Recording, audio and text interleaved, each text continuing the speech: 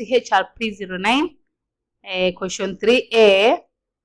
Explain the challenges that employees are likely to face in their career development. Assume you are an employee. What are some of the challenges will you face when you want to develop your career? So you are working for a certain organization. You really want so bad to advance in your career. You really want so bad to develop your career, but there are some challenges that are dragging you behind. What are the possible challenges that you could be facing, or that you could be going through in that organization? Here is just a snippet of some of the challenges. Number one, lack of clarity. One of the first challenge that you may encounter when creating career development is development action plan is lack of clarity. You may not have a clear idea of what you want to achieve. Yes, I'm so and so. This is what I love. I want to advance. But what exactly? Which area exactly do I want myself advanced? The lack of clarity and that some bit of confusion is number one challenge that employees normally face when they want to develop their careers. And then lack of support, definitely from the management. You have that urge, you have that zeal in you to advance in terms of the career, but no, the management is not giving you the support.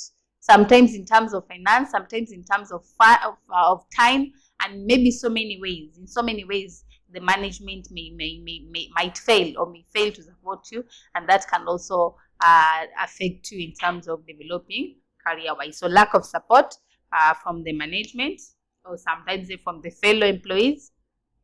And then lack of motivation, when you don't have enough empowerment, when you don't have enough motivation about development, when the people within the organization are not even training you as far as development issues is concerned. So you're just contented in where you are because maybe you are in your comfort zone. So you don't even open up your mind and think further that I need to advance, or I need to add this skill, or I need to develop myself. So sometimes if that motivation is not there, you might just seem like everything is okay. So lack of motivation is also something that can affect you when you want to develop career-wise. And mostly this motivation could be from who? From your bosses, from the managers, from the people within the company, and so on and so forth, or the people who are around you, the people who are within your circle.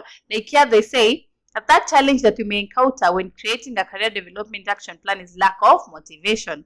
You may lose interest, confidence, or enthusiasm in pursuing your goals. You may also face obstacles, setbacks, or failures that discourage you from continuing with your plan. So there's nothing that is really motivating you.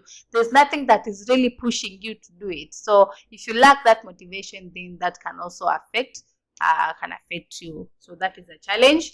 And then we have number 4, lack of flexibility. When you're not flexible enough, when you're not that kind of a person who can work and at the same time study or learn or maybe develop yourself, when you don't have that flexibility, that can also affect you. You need to be a very flexible person. I can work, I can develop myself, I can learn, I can go and add skills, that kind of a person. But if you're not that kind of a person, you just like doing one thing at a time, then that can also be a challenge.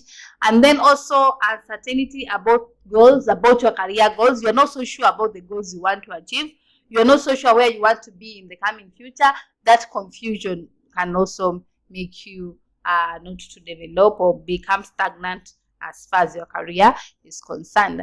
And then lastly, changes in the industry. We are in an industry that is very much dynamic because of the issue of technology. So you might see that what you aspire to develop in is not necessarily accommodated by the industry. So such kind of challenges, such kind of problems will basically encounter you whenever you want to develop career-wise. So those are some of the challenges that any employee will face in career development. And then question 3B, I think this will be our last. Next will be question 4. So question 3B, examine the features associated with the learning organization. So what is a learning organization? That is where we need to start. A learning organization is an organization that is working with the mindset of getting to know more things, getting to learn more ways of doing things, new methods of doing things for purposes of growth. That is a learning organization. It is an organization that is looking forward to grow. It is an organization that is looking forward to welcome new opportunities, learn about them, embrace them. So in short, it is an organization that is embracing creativity and innovation as well as invention within the organization. So what are some of the features of this kind of an organization? If you say this is a learning organization, what are some of the things that will help you know or that will help you tell that indeed this is a learning organization? Number one, they have a collaborative culture. They are not working competitively at competing from one person to another. No, they're working collaboratively. If there's something new, people embrace it, they work with it together, they move forward together, not like competing. I work, another person is not working, so I become number one. No, that spirit of competition is not there in a learning organization. The spirit that is in a learning organization is the collaborative spirit. When you see something new, when you learn something new, you ensure the rest of the people within the organization are also learning it so that you can move together forward. They have a collaborative culture, in brackets, system thinking. Number two, they have a lifelong learning mindset. Yeah, because they're only there to learn. They're only there to embrace new things. They're only there to embrace creativity and innovation. So a learning organization is a learning organization that has a mindset of long life learning. Or what to talk of learning for a long period of time. Not only learning today and you call it quit. No, we learn today, we learn tomorrow, we learn next week, we learn next month, we learn next year, and so on. So learning is a continuous process in such kinds of organizations. So people are looking forward to embrace new ways of doing things. People are looking forward to increase on their knowledge. People are looking forward to increase on their abilities. They are not concentrating on one thing and becoming comfortable with it. Rather, they are looking for different means and different ways, embracing them and take advantage of them so that they can keep on growing. So they have a lifelong learning mindset. There are people who are looking forward to learn continuously, day after day, month after month, like that, and so on. Number three, they always have room for innovation. Yes, because we say they are open to changes, they are open to creativity and innovation. That is why we say they always have room for innovation. They are ready to know new, they are ready to learn and embrace new ways of doing things. They are ready to be creative enough. They are ready to check what is coming up or what is trending in the industry so that you grasp it and basically work on it. So there are people who are always open-minded as far as innovation is concerned. Number four, they have forward-thinking leadership. They have forward-thinking leadership. They always think about tomorrow. They always anticipate on the future.